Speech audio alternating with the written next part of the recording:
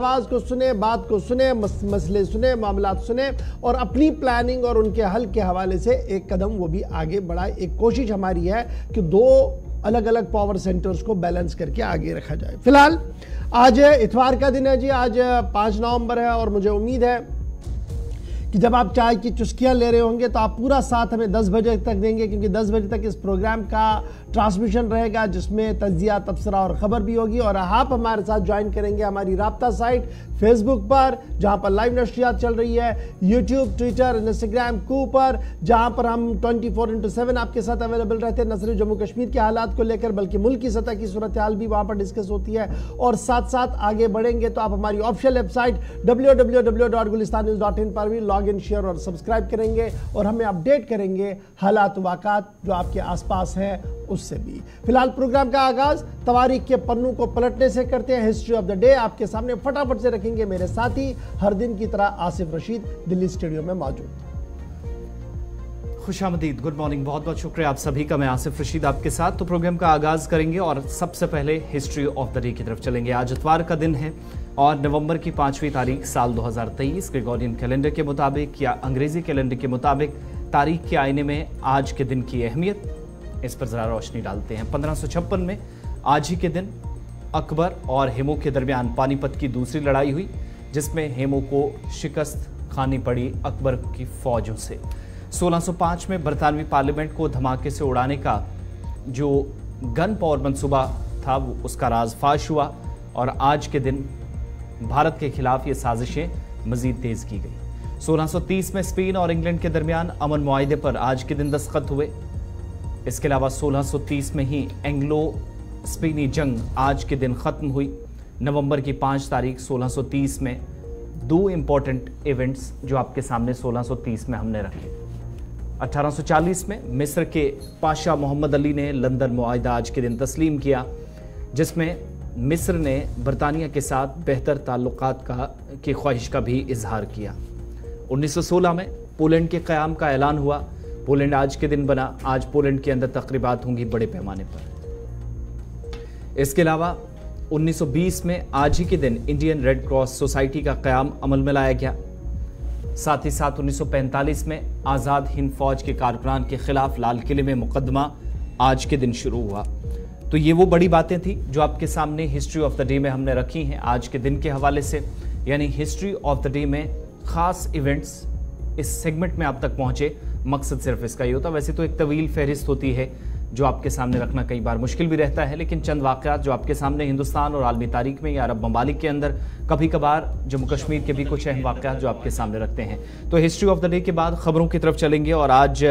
जम्मू कश्मीर की खबरों से सबसे पहले हम शुरुआत करेंगे और उसके बाद एक एक करके दीगर मौज़ूआत की तरफ बढ़ेंगे। लेकिन आगाज़ खबरों का जम्मू कश्मीर की सलामती सूरत हाल के साथ। चलिए जनाब, जम्मू कश्मीर की खबरों का आगाज करते हैं और सबसे पहले आपको बताते हैं कि जम्मू कश्मीर को एक और तुरे इम्तियाज हासिल हो चुका है। दुनिया भर के कई मुल्कों के अंदर इस तरीके की कार्रवाई होती है और अब जम्मू कश्मीर पुलिस ने भी अपना नाम आगे कर लिया है। जम्मू कश्मीर पुलिस की तरफ से बड़ा दावा पेश कर दिया गया है कि जम्मू कश्मीर पुलिस मुल्क के अंदर पहली पुलिस बनी है जो GPS ट्रैकर्स लगाएगी उन लोगों पर जो जमानत पर रिहा होंगे।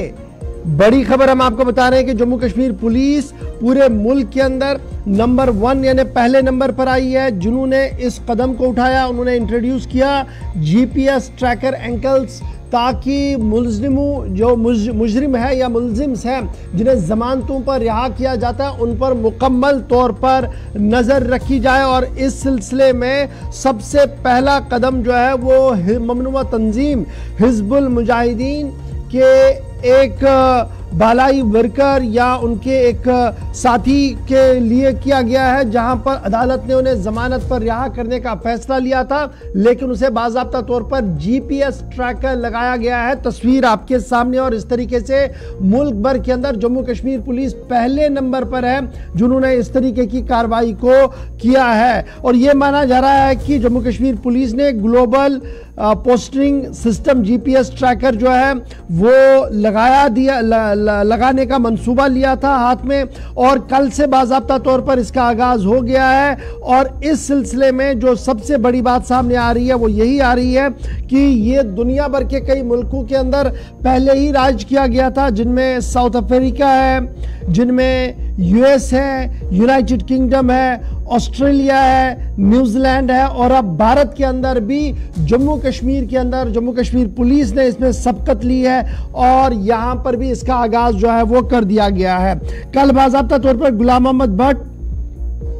जिसे बाज़ाब्ता तौर पर यह इल्ज़ाम है कि वो हिज़्बुल मुजाहिदीन के माविन और मददगार की तौर पर काम कर रहा है और टेरर फाइनेंसिंग के मामले में कई एफआईआर्स में वो मतलूब भी था, और कल बाज़ाब्ता तौर पर जब उन्हें जमानत दी गई तो उधमपुर पुलिस स्टेशन से जाते हुए उन्हें बाज़ाब्ता तौर पर यह ट्रैकर नस्ब किया गया। अब इस ट्रैकर से होगा क्या? जम्मू कश्मीर पुलिस राय के मुताबिक एक दायरा होता है जिस दायरे के अंदर जमानत पर बाहर आने वाले शख्स को रहना होता है और पुलिस के संपर्क और राब्ते में रहना होता है। इससे पुलिस लगातार उस शख्स पर राब्ते में रहेगी कि वो कहां पर चला गया, कितना दूर चला गया, किन अफराद के साथ मुलाकातें उनकी हो रही है। ये सारी चीजें जो है वो इस ट्रैकर सिस्टम से जो है वो सामने आ सकती है। और ये माना जा रहा है कि बाज़ाब्ता तौर पर पार्लियामान की स्टैंडिंग कमेटी बराए दाखिला ने भी इस बात की वकालत की थी कि जिस तरीके का माहौल मुल्क के अंदर बन रहा है और जिस तरीके से अदालतों से जमानत लेने के बाद केस के साथ छेड़छाड़ की जा रही है या किसी न किसी तरीके से गवाहों को धमकाया जाता है ताकि वो उन केसों से बाहर रहे, उससे निपटने के लिए इस तरीके के ट्रैकर्स की ज़रूरत थी ताकि पुलिस मुकम्मल 24/7 उस शख्स पर नज़र रखे। और इसका आगाज़ बाज़ाब्ता तौर पर जम्मू कश्मीर के अंदर कर दिया गया है। यानी अब जितने भी लोग टेरर फाइनेंसिंग के अंदर हसास केसेस के अंदर जमानतों पर बाहर आएंगे उनके ऊपर यही ट्रैकर लगाया जाएगा ताकि मकामी पुलिस उस पर मुकम्मल तौर पर नजर रख सके। पहले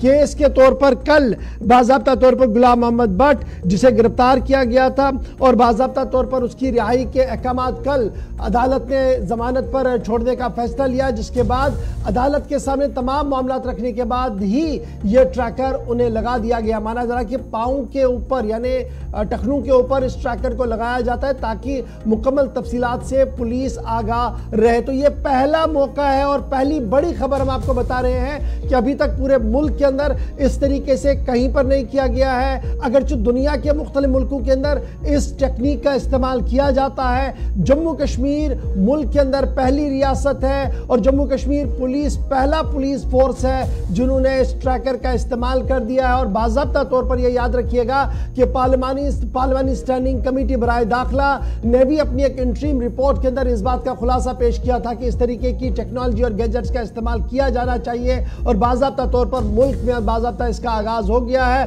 और जम्मू कश्मीर से चैप्टर इसका खुल चुका है। और जम्मू कश्मीर पुलिस इस तरीके से सफ़े अव्वल पर पूरे मुल्क के अंदर आई है जिन्होंने इस नई टेक्नोलॉजी का इस्तेमाल किया है। एक तरफ से ये इतला और ये खबर बड़ी इंपॉर्टेंट थी जो हमने आपके सामने रख दी है, लेकिन सोशल मीडिया पर जब ये खबर चल रही है तो मुख्तलिफ लोगों का रद्द-ए-अमल भी है और कुछ लोगों का मानना कि ये इंसानी हुकूक की खिलाफ वर्जी है, पामाली है। पुलिस का अपना मौक़िफ़ है, माहिरीन का अपना मौक़िफ़ है, लेकिन बड़ी खबर ये कि बाज़ाब्ता तौर पर टेरर फाइनेंसिंग, हसास केस, हाई प्रोफाइल केस के अंदर जिन लोगों को जमानत मिलेगी उन्हें ये ट्रैकर लगाया जाएगा। पुलिस ने इसका बाज़ाब्ता तौर पर आगाज कर दिया गया है और इस ट्रैकर का इतलाक जो पहले ही कई मुल्कों के अंदर किया जा रहा है जिनमें यूएस है, यूनाइटेड किंगडम है, साउथ अफ्रीका है, ऑस्ट्रेलिया है, न्यूजीलैंड है और अब जम्मू कश्मीर मुल्क के अंदर पहली रियासत और जम्मू कश्मीर पुलिस सूबा कश्मीर पहली पुलिस है जिन्होंने बाज़ाब्ता तौर पर इसका एहतमाम शुरू किया है। ट्रैकर लगाने का काम, जीपीएस ट्रैकर लगाने का काम शुरू हो गया। अभी तक गाड़ियों में ट्रैकर लगते थे, जीपीएस ट्रैकर, पता लगता था कि गाड़ी कहाँ जा रही है, कहाँ आ रही है। सरकार के कई कामों में जीपीएस ट्रैकर्स को लगाने की बात भी सामने आ रही थी, लेकिन अब कैदियों के ऊपर भी जीपीएस ट्रैकर लगेगा, उन कैदियों पर जिन्हें अदालत की तरफ से जमानत पर रिहा किया जाएगा। तो ये थी जनाब पहली खबर, बड़ी इंपॉर्टेंट और दिलचस्प खबर थी जो हमने आपके सामने रख दी। अब बढ़ते हैं आगे, बात करते हैं वजीर आज़म साहब की जिन्होंने जम्मू कश्मीर को लेकर बड़ा बयान दिया है। जी आसिफ। तीन बैक टू बैक इंपॉर्टेंट बयान आए हैं और एक अहम ऐलान भी है, उसकी तरफ भी चलेंगे। लेकिन सबसे पहले मरकज के ज़ेर इंतज़ाम जम्मू कश्मीर और लद्दाख के मुतालिक और अपनी हुकूमत की जो हुसूलियाबियां हैं वो वज़ीर आज़म की तरफ से गिनवाई गई। बड़ी और अहम खबर और वज़ीर आज़म की तरफ से बयान ये कि जम्मू कश्मीर एक तारीखी दौर में इस वक्त है जहां पर अमन, खुशहाली और तरक्की के लिए हुकूमत की सतह पर काम किए गए, उसके अभी तक मुस्बत नताइज सामने आए। वज़ीर आज़म दरअसल एक तकरीब से खिताब कर रहे थे, एक समिट से खिताब कर रहे थे, जिस दौरान उन्होंने कहा कि खित्ते के अंदर मिलिटेंसी खत्म होना और सयाहत को फरोग मिलना या इसमें बेहतरी आना, यही हमारी कामयाबी का सबसे बड़ा पार्ट है। इतना ही नहीं, सरकारी सतह पर तरक्की और खुशहाली के लिए जो इकदाम उठाए गए उनमें से उनके मुताबिक हुकूमत 2024 इंतखाबात से कबल ये भी फिर से महसूस हुआ है कि इन आम इंतखाबात में भी उनको काफी ज्यादा सपोर्ट मुल्क के बाकी हिस्सों की तरह मरकज के ज़ेर इंतज़ाम इलाकों से भी तमाम रियासतों और यूटीज में मिल रही हैं। हुकूमत की जो 2013-14 के बाद जो हुसूलियाबियां हैं वो वज़ीर आज़म गिनवा रहे थे और कहा कि हुकूमत की जानिब से अब तक सबसे इंपॉर्टेंट चीजें जो हैं जम्मू कश्मीर की तरक्की के लिए या जो एक इकोनॉमिक कॉरिडोर के तौर पर काम करने की जो एक कोशिश हुई है उसके नताइज जो अखज़ हुए हैं उनमें यह भी है कि बड़े पैमाने पर पूरे मुल्क के अंदर तब्दीली आई और मिडिल क्लास तबका जो तबाही और बर्बादी के रास्ते पर 2013 में बकौल वज़ीर आज़म लावारिस छोड़ दिया गया था, उसका हाथ पकड़ने का काम उनकी जानिब से किया गया। इन 10 बरसों के दौरान उनके मुताबिक तकरीबन 7.5 करोड़ 10 सालों में जो इनकम है वो 13 लाख के आसपास, 13 लाख से 7.5 करोड़ तक पहुंची। और इतना ही नहीं, उनके मुताबिक शाहराहों को बेहतर करना हो, फासले कम करना हो, मुख्तलिफ इलाकों के अंदर प्रोजेक्ट्स हो या फिर हुकूमती सतह पर दुनिया की सबसे बड़ी इकॉनमी बनने का जो ख्वाब था उसमें हुकूमत ने जितने काम किए हैं वो 10 बरसों के दौरान उन इकदामात पर या हुकूमती सतह पर जो इकदामात उठाए गए हैं उन हुसूलियाबियों को गिनवा रहे थे। इसी दौरान जम्मू कश्मीर का जिक्र किया और बड़े फैसलों का जिक्र करते हुए वज़ीर आज़म ने कहा कि जहां पर बड़े फैसलों की बात होती जिसमें खवातीन के बाख्तियार बनाने की बात करते हुए उन्होंने कहा कि खवातीन को रिजर्वेशन देना या खवातीन के लिए वो बिल लाना जो ट्रिपल तलाक के मुतल्लिक था, उस पर भी वज़ीर आज़म ने नजर डालते हुए या रोशनी डालते हुए कहा कि उन फैसलों के साथ साथ 370 की तंसीक और इसके बाद मिलिटेंसी का खात्मा, इंतहा पसंदी का कम होना या फिर सयाहत को यूनियन टेरिटरी के अंदर फरोग मिलना, यह हमारी कामयाबी का या नताइज जो अखज़ हुए हैं उसका एक जिंदा सबूत है बकौल वज़ीर आज़म। तो ये एक तरफ की बात थी जो आपके सामने हमने रख दी है, जो एक इंपॉर्टेंट इवेंट में उन्होंने बात की है। लेकिन एक और अहम तरीन ऐलान इशफाक उनकी जानिब से किया गया क्योंकि दिसंबर 2023 में इसी साल यानी अगले महीने एक स्कीम खत्म होने वाली थी और वो थी प्रधानमंत्री अन्न योजना। और ये वो स्कीम थी जिसके तहत 5 किलो राशन जो कि मुफ्त मिलता था। वज़ीर आज़म ने कल ही एक रैली के दौरान फिर से इस स्कीम में 5 सालों तक तोसी का ऐलान किया।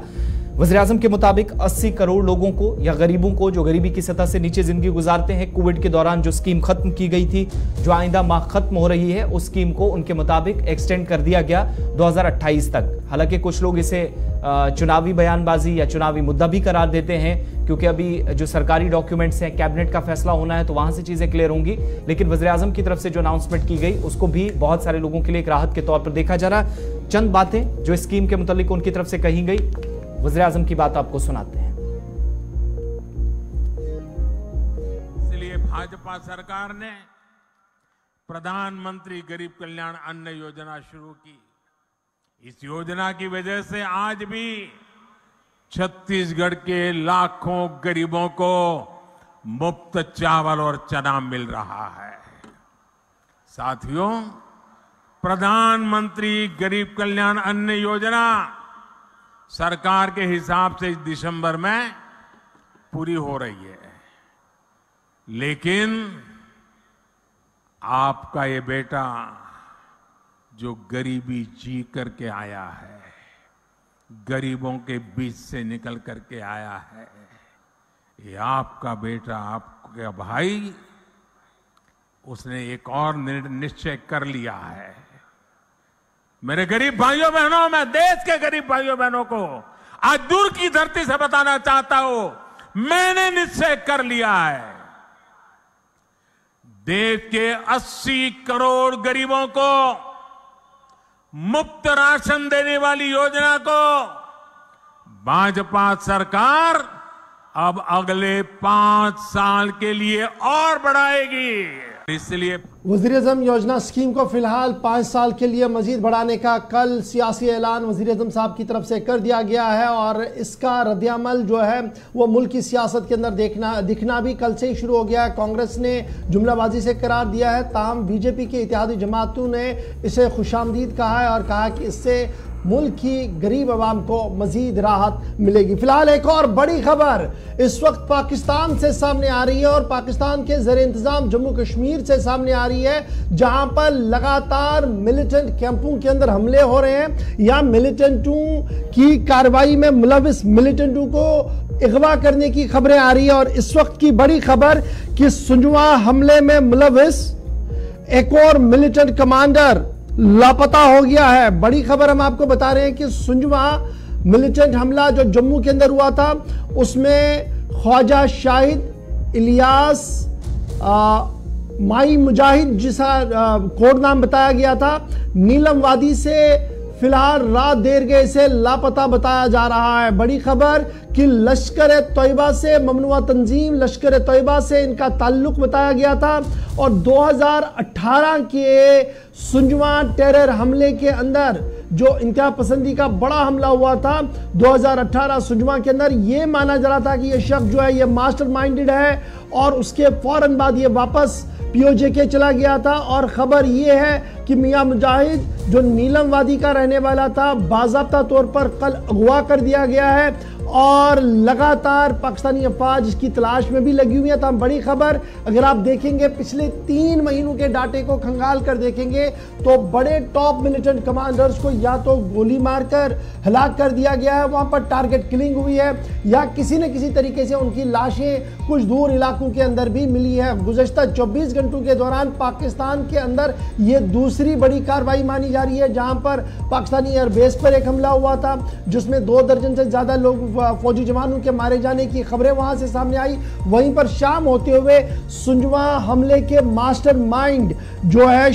ख्वाजा शाहिद के अगवाकारी की भी खबर आ रही है और मकामी ज़राए ब्लॉग जो नीलम वादी का है, सोशल मीडिया जो वहां पर है, इस पर काफ़ी ज़्यादा चिमेगोइयाँ जो है वो चल रही है। जिस तरीके से टारगेट किलिंग और अगवाकारी का सिलसिला पाकिस्तान के इन इंतहा पसंद कैंपों के अंदर चल रहा है। पिछले 3 महीनों के दौरान टॉप मिलिटेंट कमांडर जिनमें कुछ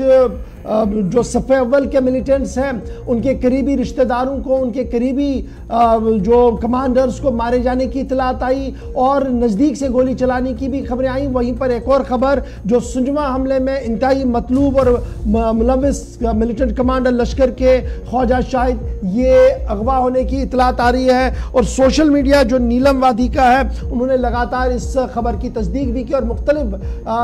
जो पाकिस्तानी ज़राए ब्लॉग है उन्होंने भी वहाँ पर इस खबर को शाया किया है कि टॉप मोस्ट मिलिटेंट कमांडर कल से लापता है और नीलम वादी की पुलिस जो है उन्होंने पर्चा भी दर्ज कर लिया है। सुंजवा के अंदर साल 2018 में जो हमला हुआ उसमें आपको याद होगा कि 5 अहलकार जो कि वादी कश्मीर से जिनका ताल्लुक था फौजी जवान थे और शुमाली कश्मीर के कुपवाड़ा में इन 5 में से 4 जो लोग थे वो शुमाली कश्मीर के कुपवाड़ा के थे,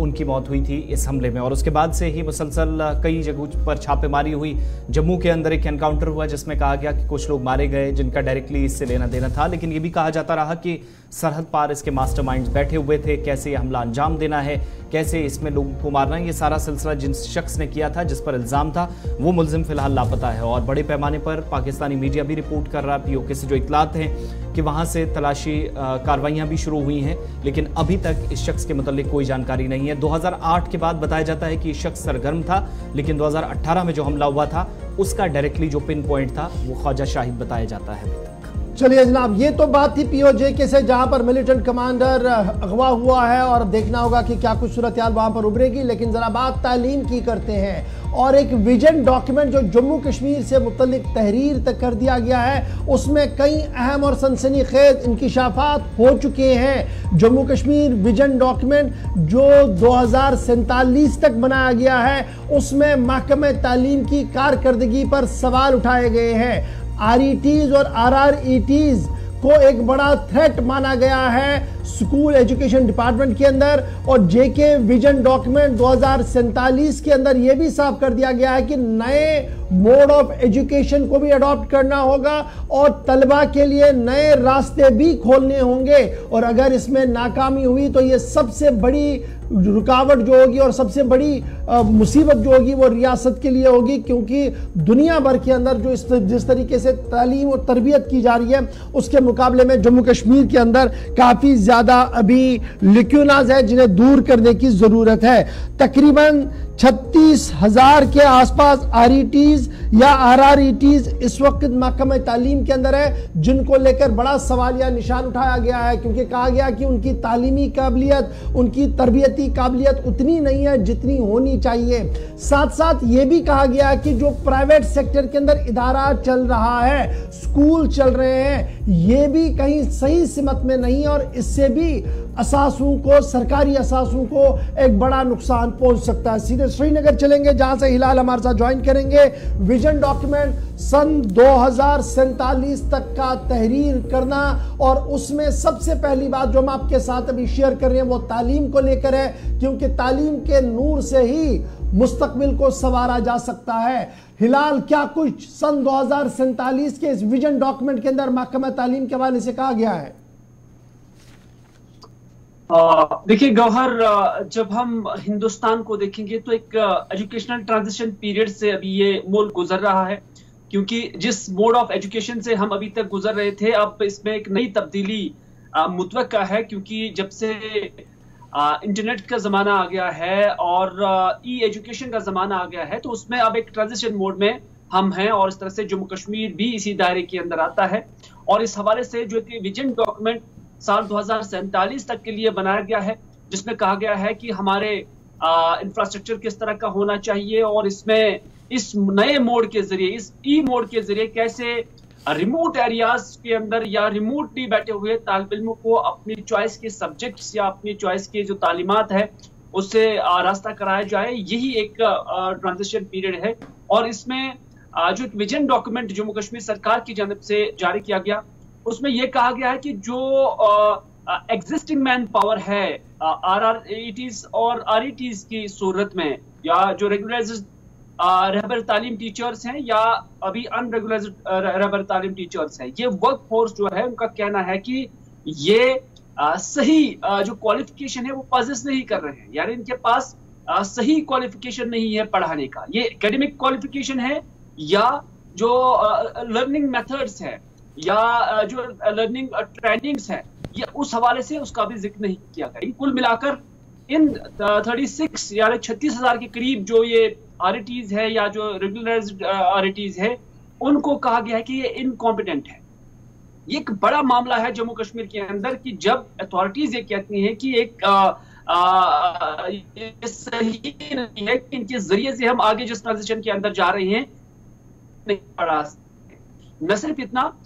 बल्कि ये भी कहा गया है कि प्राइवेट स्कूल्स के अंदर जो मोड ऑफ एजुकेशन अभी है या system of giving quality education है, उसमें भी जो मॉनिटरिंग जी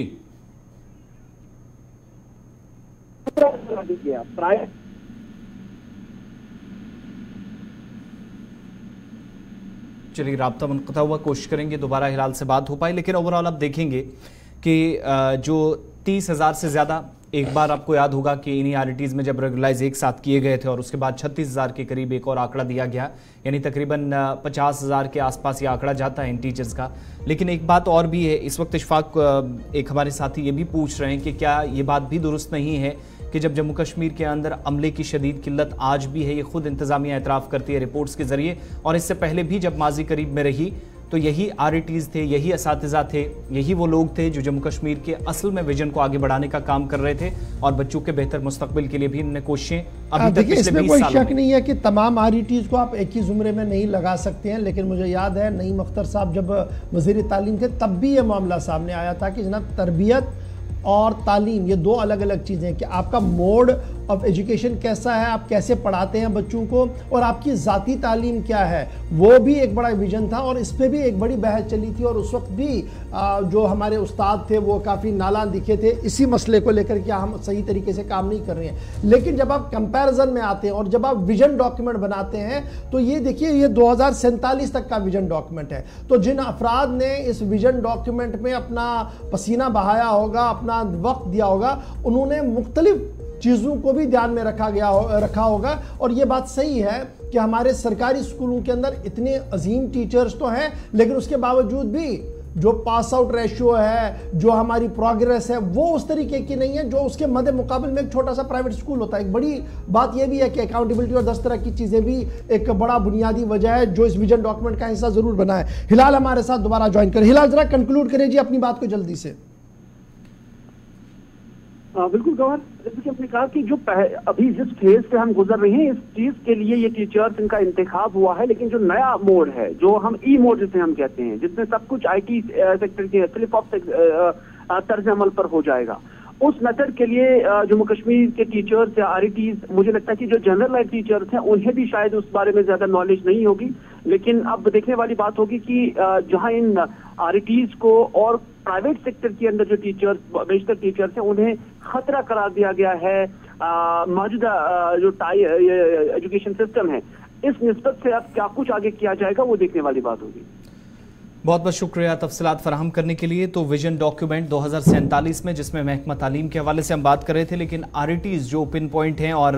गैर तरबियत याफ्ता असातिज़ा की RETs की बात की गई है जो खतरा करार दिए गए हैं पूरे एजुकेशन सेटअप के लिए। इसमें बड़ी इंपॉर्टेंट ये भी बात है जी कि स्किल डेवलपमेंट पर भी एक बड़ा फोकस दिया गया है जब हम तालीम की बात करते हैं। ये तो था एक हिस्सा जी उस बड़ी खबर का जो हमने आज डिस्कस किया आपके सामने, तालीम। अब तालीम की हमने इसलिए प्रायोरिटी पर बात की क्योंकि इल्म है तो सब कुछ है। जिसके पास इल्म है वो खरे कोटे में फर्क कर सकता है, ब्लैक एंड व्हाइट को सही तरीके से समझ सकता है, वो उसे किसी भी तरीके से वर्गलाया नहीं जा सकता। लेकिन इसी तरीके का विजन डॉक्यूमेंट महकमा सयाहत में भी तरतीब दे दिया गया है और विजन डॉक्यूमेंट के अंदर यह बात साफ कर दी गई है कि 2047 तक जहां नए टूरिस्ट स्पॉट्स को तो हमने डेवलप करना है, वहीं पर रिवायती कल्चरल एक्टिविटीज को भी हमने किसी तरीके से नहीं भूलना है और हमने आगे जाकर अब कल्चरल टूरिज्म को प्रमोट करना होगा। क्योंकि कल्चरल टूरिज्म को अगर हम प्रमोट करने में कामयाब हुए, सकाफती सयाहत को अगर हम तलाश करने में कामयाब हुए, तो जिस तरीके से आज सयाह दुनिया भर से जम्मू कश्मीर का दौरा करने के लिए आते हैं, यहाँ के दिलकश मनाजिर को देखने के लिए आते हैं, आने वाले 5 से 6 सालों के अंदर ये तादाद दुगनी या त्रिगुनी हो सकती है। विजन डॉक्यूमेंट का एक और बड़ा हिस्सा जिसकी हम बात कर रहे हैं, क्योंकि अगले 10 साल के दौरान क्या कुछ सयाहत के शोबे में करना है, एक और दस्तावेज सरकारी हमारे आते हैं जिसमें यह बातें कही गई है कि अगर राजस्थान जैसी रियासत अपने सकाफती विरसे को प्रमोट करते हुए सयाहत के एक बड़े हिस्से को अपनी ओर रागिब करवा सकती है, तो जम्मू कश्मीर के अंदर भी ऐसी सकाफत मौजूद है जिसकी ओर रागिब किया जा सकता है सयाहों को, और दुनिया भर के लोग यहां की ओर आ सकते हैं। और यही वजह है कि रेस्टोरेशन ऑफ जो हमारी साइट्स हैं, आर्कियोलॉजिकल हेरिटेज हैं, जिनमें कुछ मंदिर हैं, मस्जिदें हैं, खानकाहें हैं, ज़ियारतगाहें हैं और दीगर चीज़ें हैं, वो रिनोवेशन का काम शुरू कर दिया गया है इस उम्मीद के साथ कि अब जो नया मिशन होगा वो अनसीन डेस्टिनेशंस तो होंगी, उसके साथ साथ कल्चरल प्रमोशन के नाम पर भी एक बड़ा काम जो है वो शुरू किया जाएगा। सीधे श्रीनगर सईद इरफान फाजिल हमारे साथ है। इरफान, आप टूरिज्म बीट पर काफ़ी ज़्यादा काम करते हैं, मुख्तलिफ सयाहती मरकज़ों पर जाते हैं, मुख्तलिफ लोगों से बात करते हैं, लोग कहीं पर खुश भी हैं, कहीं पर शिकायतें भी हैं और लगातार कोशिश सरकार की है कि प्रमोशन ऑफ टूरिज्म सही तरीके से हो। लेकिन दूसरी तरफ से जो विजन डॉक्यूमेंट बनाया गया उसमें एक अच्छी और मस्बत पहल ये है कि हमने अपनी सकाफत को बरकरार रखना है और सकाफती विरसे को आगे बढ़ाते हुए सयाहत को ज्यादा से ज्यादा प्रमोट करना है। इस चीज को लेकर शुक्रिया गवर साहब। जहां तक शोकेस के हवाले से मैं बात करूंगा, कल्चर और खास तौर पे हमारा जो टूरिज्म है, मुझे लगता है सबसे बड़ा बैकबोन है और इसकी खास तौर पर हमें हिफाजत भी करनी है और उसे आगे भी पहुंचाना है। नो डाउट अबाउट इट कि हम देख रहे हैं पिछले कई सालों से टूरिज्म को बूम करने के लिए सियाहती मरकज जो है, खास तौर पे जो डिपार्टमेंट है, कई कोशिशें कर रहा है। मगर अब जिस तरीके से ये 5 to 10 ईयर्स की जो प्रमोशन कल्चर टूरिज्म के हवाले से आई है, जिसमें मैं कहूंगा कि एक ट्रेडिशनल होम स्टेज के हवाले से, क्योंकि हमें लास्ट टाइम याद है होम स्टेज के हवाले से बात की गई थी, और होम स्टेज के हवाले से अगर हम अपने ट्रेडिशनल चीजों को यूटिलाइज करके एक्सप्लोर करेंगे तो डेफिनेटली ये सारी चीजें एक बड़े कैनवस पर दिखाई देगी, नंबर 1। दूसरी बात, आर्टिजन्स वर्कशॉप। हमारे कश्मीर का एक रिच ट्रिब्यूट है आर्टिजन्स का भी, क्योंकि अगर देखा जाए तो आर्टिजन्स ने भी एक बड़ा उम्दा बेंचमार्क छोड़ा है। इन चीजों को भी प्रमोट करने की जरूरत है और जोड़ने की जरूरत है। साथ ही साथ कल्चर फेस्टिवल्स को लेकर, जब हम कल्चर फेस्टिवल्स की बात करते हैं, we have lot of rich culture festivals all around, जिसे देखने के लिए काफी ज्यादा सयाह जो है वो उत्साह रहता है। हमने देखा लास्ट टाइम कुछ कल्चर फेस्टिवल्स यहाँ पर हुए थे, तो उन्हें जब मैं उसको कवर कर रहा था चलते चलते प्रोग्राम के लिए, तो उन्हें कहा कि हम एक नई चीज देख रहे हैं जो हमें दुनिया भर में अक्रॉस द वर्ल्ड नहीं मिल रही है। तो प्रिटेंडली अगर हम देखेंगे टूरिज्म को बूम करने के लिए सारी चीजों को आगे आने की बढ़ाने की जरूरत है। कल्चर के साथ साथ वेरियस स्टेट्स को लेकर अगर मैं बात करूं, every state has a different rich culture. When we talk about the Rajasthan, आप देख लीजिए राजस्थान में कितना उन्होंने अट्रैक्ट किया है टूरिज्म को अपने कल्चर के साथ। वहां का खान पान, वहां का ट्रेडिशन, वहां के ड्रेसेस, इनफैक्ट वहां के डांस आइटम्स, अब ये सारी चीजें देखें तो गवर्नमेंट जिस तरीके से आर्कियोलॉजिकल, जैसे आपने खुद कहा कि archaeological restoration of heritage sites, that is very important because we have lot of retribute with shrines, temples, gurdwaras, architectural heritage site, जिसे देखने के लिए भी यहाँ लोग आते हैं। मगर आप देखिए जयपुर, राजस्थान जब आप जाते हैं या आगरा जाते हैं तो वहां पर भी इन सारी चीजों से अट्रैक्ट होते हैं। तो ऑनलाइन ऑफलाइन कैंपेन से क्या होगा, अवेयरनेस होगी, और मुझे लगता है कि और भी डेस्टिनेशंस जो है वो आगे आएंगे। टूरिज्म प्लेयर्स का बड़ा इंपॉर्टेंट इसमें रोल है, क्योंकि टूरिज्म प्लेयर्स क्लेम करते हैं कि वैली में बहुत ज्यादा स्कोप है इन सारी चीजों को, जो एक बड़े कैनवस पर इसे लाया अच्छा, क्या हम ये माने कि जो लगातार सिविल सोसाइटी के कुछ लोग इस बात पर आवाज उठा रहे थे कि जनाब आप प्रमोशन ऑफ टूरिज्म करें, आप शोकेस करें हर एक चीज को, लेकिन अपनी रिवायात, अपनी सकाफत को ना भूलें, उसको प्रमोशन करने की जरूरत है। और यही वजह है कि हमने देखा कि कल्चरल हब्स पहले श्रीनगर के अंदर छोटे छोटे बनाए गए, और अब जाकर वो सारी चीजें शोकेस की जाएंगी। जब आप डाउनटाउन जाएंगे तो आपकी तिला साजी, कारपेट वाला काम, फिर कॉपर वाला काम, और 10 तरह की चीजें आप शोकेस कर सकते हैं। देखिए हमारे पास सिर्फ झील श्रीनगर के देखने के लिए नहीं है, आप शंकराचार्य पहाड़ी को सिर्फ नहीं देखेंगे, आप जबरवन की पहाड़ियों पर नहीं जाएंगे, हमारे पास शहर के अंदर भी बड़ी चीजें हैं।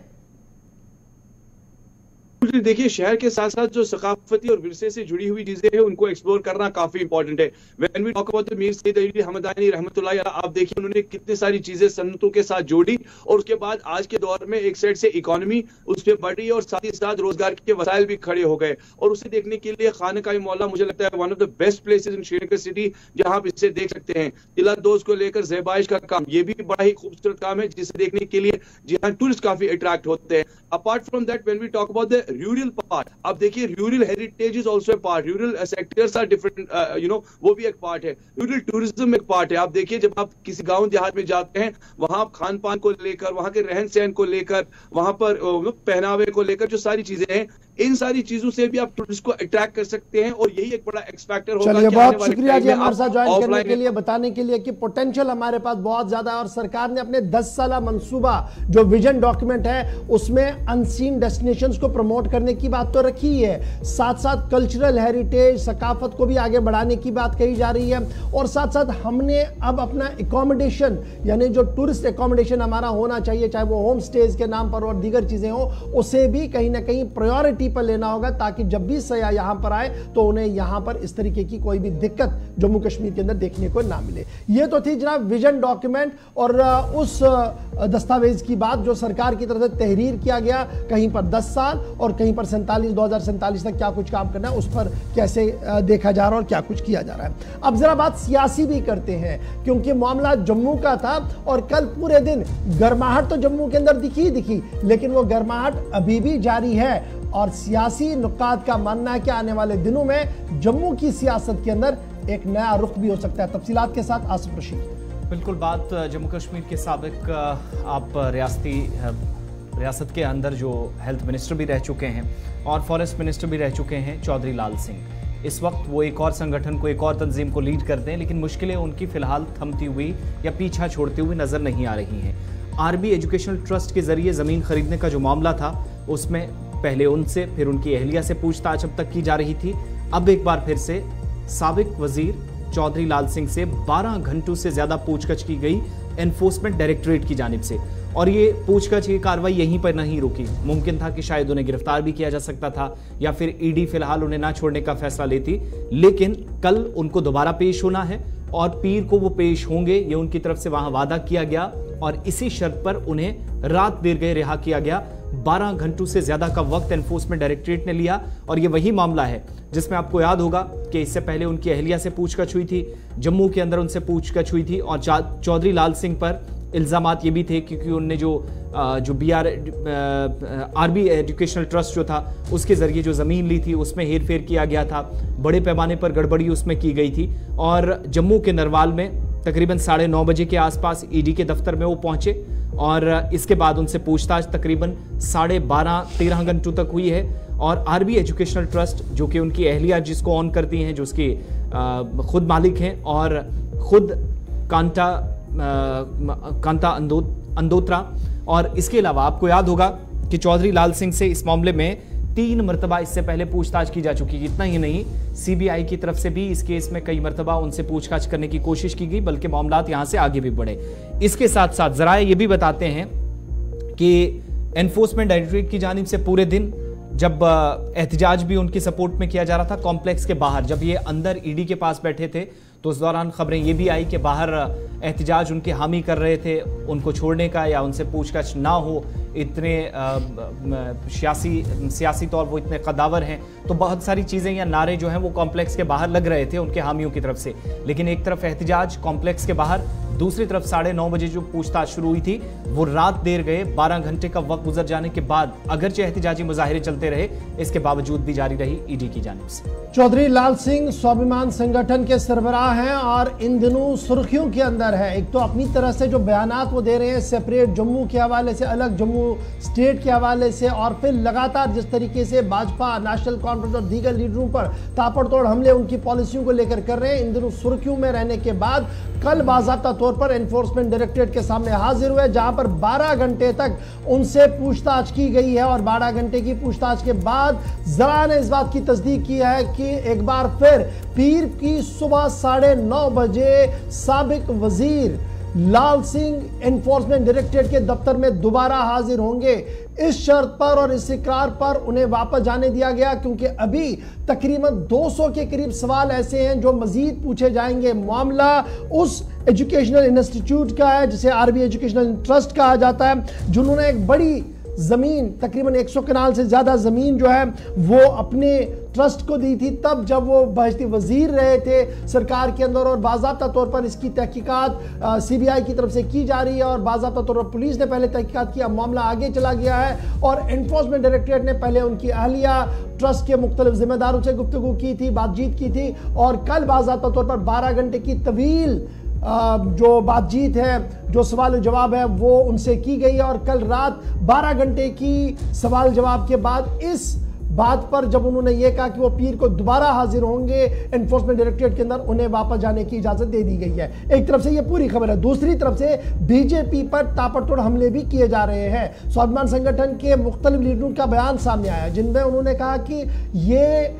सिर्फ इसलिए किया जा रहा है ताकि आने वाले चुनाव में लाल सिंह खड़े ना हो, यानी लोकसभा के इंतखाबात में लाल सिंह खड़े ना हो। क्या पहली बार लाल सिंह खड़े होंगे? इससे पहले भी चौधरी लाल सिंह खड़े हुए थे जब डॉक्टर जितेंद्र सिंह जीते थे और उस वक्त जमानत इनकी जब्त हुई थी, शायद इनके हामी वो भूल चुके हैं। लेकिन खबर यह है कि एक मास बेस लीडर है, एक अपीलिंग लीडर जरूर है वो, लेकिन क्या वो उस मास को इलेक्टोरल पॉलिटिक्स में जीत तक ले पाएंगे, एक बड़ा सवाल होगा। लेकिन उससे पहले मुश्किलें बढ़ती हुई इस आरबी एजुकेशनल ट्रस्ट को लेकर, जहां पर हजारों का 100 कनाल के करीब जमीन जो है वो माना जा रहा है कि इलीगली ट्रांसफर की गई है, गैर कानूनी तौर पर इसमें कई चीजें देखने को अभी तक मिल रही है। और यही वजह है कि एनफोर्समेंट डायरेक्टरेट इस पूरे मामले को देख रहा है और पीर की सुबह 9:30 बजे एक बार फिर लाल सिंह एनफोर्समेंट डायरेक्टरेट के अंदर हाजिर रहेंगे। छोटा सा ब्रेक यहां पर होगा जी, ब्रेक के उस पार आएंगे तो बात जरा एक और सियासी रैली की करेंगे जो रात देर के इख्तिताम पजीर हुई है। फिर लद्दाख भी आपको लिए चलेंगे और आपको यह भी बताएंगे कि इंतजामिया ने एक और बड़ा फैसला किया है। वो फैसला है क्या, उससे भी बाखबर करेंगे। और फलस्तीन और गजा की ताज़ा तरीन सूरत हाल और तस्वीरें भी आपको दिखाएंगे छोटे से ब्रेक के बाद।